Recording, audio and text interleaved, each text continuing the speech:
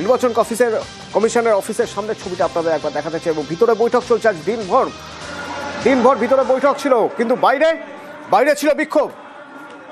আর সেই বিক্ষোভ বিএলওদের একাংশের। রাস্তায় বসে পড়লেন বিএলও রক্ষা কমিটি করতে, এবং সেখানে দেখা যাচ্ছে দেখতে পাচ্ছেন রীতিমতো ধস্তাধস্তি বিক্ষোভ। নির্বাচন কমিশনের আধিকারিকদের তারা আটকানোর চেষ্টা চালাচ্ছেন, এবং সেই কারণে পুলিশের পক্ষ থেকে ডিসপার্স করা হচ্ছে, যাতে কোনোভাবেই কোনো নির্বাচন কমিশনের আধিকারিকের কোনো রকম। দেখুন, একজন বিএলও অসুস্থ হয়ে পড়েছেন। বিএলও অধিকার রক্ষা কমিটি, তাদের অভিযোগ অতিরিক্ত চাপ দেওয়া হচ্ছে স্পেশাল ইন্টেনসিভ রিভিশনের জন্য। এখনো সেখানে ভিড় রয়েছে। সেখান থেকে রয়েছে আমার সঙ্গে আমার সহকর্মী অভিজিৎ।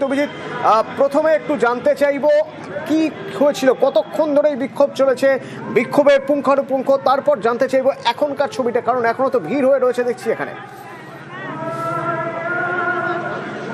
অতনু, আজকে মুর্শিদাবাদের খড়গ্রামের দীঘা প্রাথমিক বিদ্যালয়ের সেখানকার শিক্ষক এবং 14 নম্বর বুথের বিএলও জাকির হোসেন, গতকাল তার মৃত্যু হয়েছিল, এবং এই বিএলও থাকাকালীন তাকে অত্যধিক চাপ সৃষ্টি হচ্ছিল, তার প্রতি নির্বাচন কমিশনের যে চাপ, সেই চাপের কারণে তার মৃত্যু হয়েছে, এমনটাই অভিযোগ করেছিল তার পরিবার। এবং আজকে এই মৃত বিএলও জাকির হোসেনের পরিবার, অর্থাৎ তার স্ত্রী, ছোট পুত্র এবং শালিক, তারা 3 জনে আসে বিএলও অধিকার রক্ষা কমিটির যে ধর্ণা এবং অবস্থান বিক্ষোভে।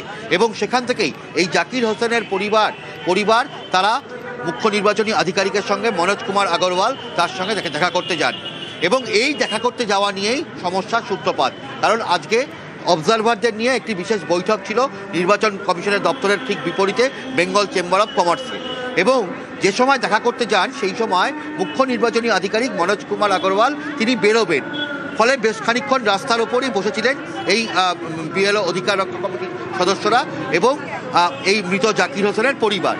এবং এরপরই যখন মুখ্য নির্বাচনী আধিকারিক তিনি বেরোন, সেই সময়ই বিক্ষোভটা আরও বড় আকার ধারণ করে, এবং তার গাড়ির সামনে শুয়ে পড়েন বিএলও অধিকার রক্ষা কমিটির বেশ কয়েকজন সদস্য। এবং এরপর তারা জানান যে তারা মনোজ কুমার আগরওয়ালের সঙ্গে কথা বলবেন। পাশাপাশি মুখ্য নির্বাচনী আধিকারিক তার এখানে আরও একটি মিটিং থাকায় তিনি দ্রুত এখানে গাড়ি করে ঢুকে যান নির্বাচন কমিশনের দপ্তরে। এই নিয়েই গণ্ডগোলের সূত্রপাত, এবং তারপর এই মুখ্য নির্বাচন আধিকারিকের দপ্তরের সামনে সেখানেই রাস্তায় বসে পড়েন মৃত বিএলও জাকির হোসেনের পরিবার এবং বিএলও অধিকার রক্ষা কমিটির সদস্যরা। এখানে পুলিশের সঙ্গে বাকবিতণ্ডা, ধস্তাধস্তি সমস্ত কিছুই হয়, যদিও এখন বেশ খানিকক্ষণ ধরেই পরিস্থিতি শান্তিপূর্ণ, কারণ এই বিএলও অধিকার রক্ষা কমিটির সঙ্গে 4 জন এবং মৃত জাকির হোসেনের পরিবারের 3 জন, তারা 7 জন মুখ্য নির্বাচন আধিকারিকের সঙ্গে দেখা করতে গেছেন, এবং সেখানে তারা তাদের দাবি দেওয়া তুলে ধরছেন, অর্থাৎ ক্ষতিপূরণ, আর্থিক ক্ষতিপূরণ এবং মৃতের পরিবারকে চাকরি, এই দুটি দাবি তারা জানাতে গেছেন, এবং আগামী দিনে যেন এরকমভাবে বিএলওদের ওপর চাপ সৃষ্টি না করা হয় সেই দাবিও তোলা হবে। যদিও এখন পরিস্থিতি শান্তিপূর্ণই রয়েছে, যদিও রাস্তা ক্লিয়ারই রয়েছে। ডালহৌসিতে এই সময় সন্ধ্যেবেলায় এই সময় যথেষ্ট গাড়ির চাপ থাকে, তবে পুলিশের পক্ষ থেকে পরিস্থিতি এখন সম্পূর্ণ শান্তিপূর্ণ রাখা হয়েছে। ধন্যবাদ অভিজিৎ। এদিকে যখন বাইরে বিক্ষোভ চলছে তখন অফিসের ভিতরের ছবিটা একবার আপনারা দেখাতে চাইবো। অফিসের ভিতরে তখন চলছে সিও দপ্তরে বৈঠক চলছে, অবজারভারদের নিয়ে বৈঠক চলছে। আজ দিনভর বৈঠক হলো, ঠিক কোন কোন বিষয় নিয়ে সেখানে আলোচনা হলো, কারা ছিলেন এই বৈঠকে জানবো। আমার সঙ্গে সোমরাজ রয়েছেন, অপর সহকর্মী সোমরাজ। আজকে দিনভর বৈঠক ছিল, তৎপরতা দেখা যাচ্ছে নির্বাচন কমিশনের এই স্পেশাল ইন্টেনসিভ রিভিশন নিয়ে, তৎপরতা যেন আরো বেড়ে গেছে। ঠিক কারা আজকের এই বৈঠকে ছিলেন, কি আলোচনা হলো দিনভর দপ্তরে?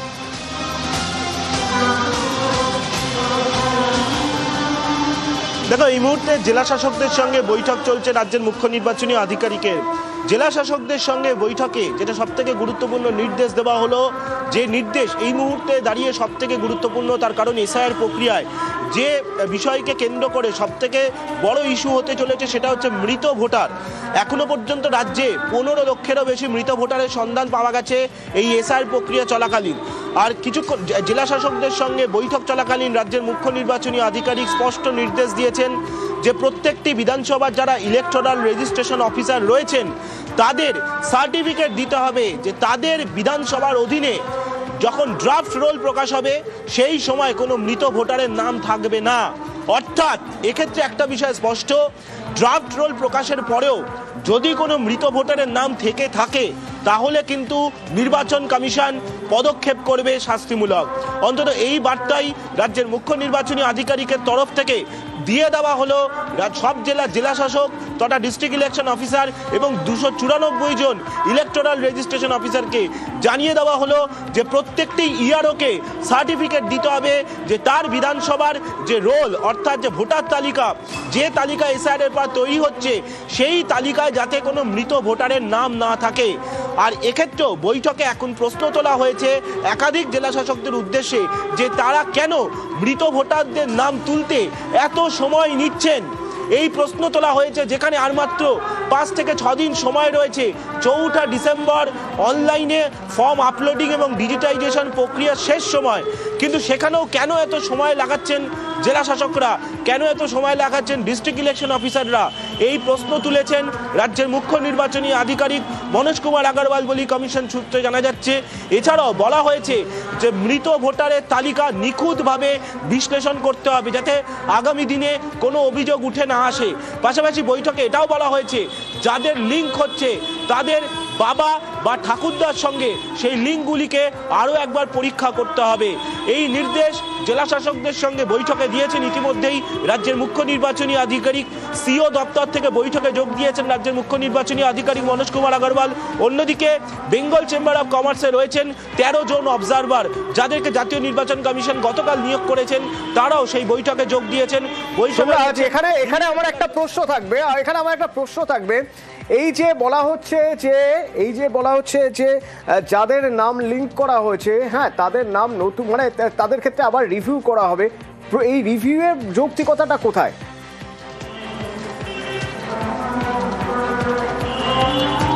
দেখো, রিভিউয়ের যৌক্তিকতা এটাই যাতে কোনোভাবে এটা মিস না হয়ে যায় যে অনলাইনে নাম রয়েছে, অনলাইনে নাম নেই, অফলাইনে নাম রয়েছে, কিন্তু দেখা গেল অনলাইনে সেই বিএলও অ্যাপের নাম না তোলার দরুন বা বিএলও অ্যাপের নাম না থাকার দরুন তাদের যাতে লিঙ্ক মিস না হয়ে যায়, এটাকেই নিশ্চিত করতে চাইছে কমিশন। তুমি জানো গতকালই আমরা জানিয়েছিলাম যে জাতীয় নির্বাচন কমিশনকে ইতিমধ্যেই সুপারিশ পাঠিয়েছে রাজ্যের মুখ্য নির্বাচনী আধিকারিকের দপ্তর যে বিএলও অ্যাপে অনলাইনে নাম নেই কিন্তু ইআরওর কাছে হার্ড কপিতে 2002 এর ভোটার তালিকায় নাম রয়েছে, তাদের যাতে অযথা হিয়ারিংয়ে না ডাকা হয়।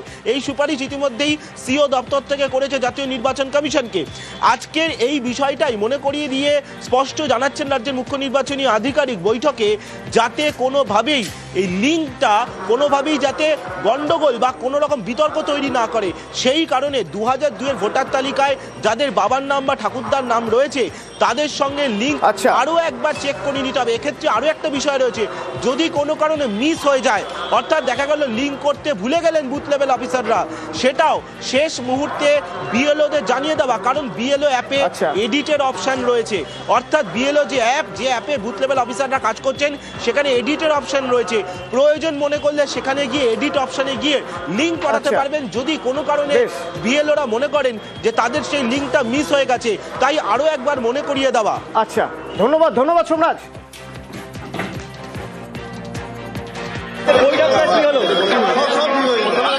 জেলা ভিজিট করবে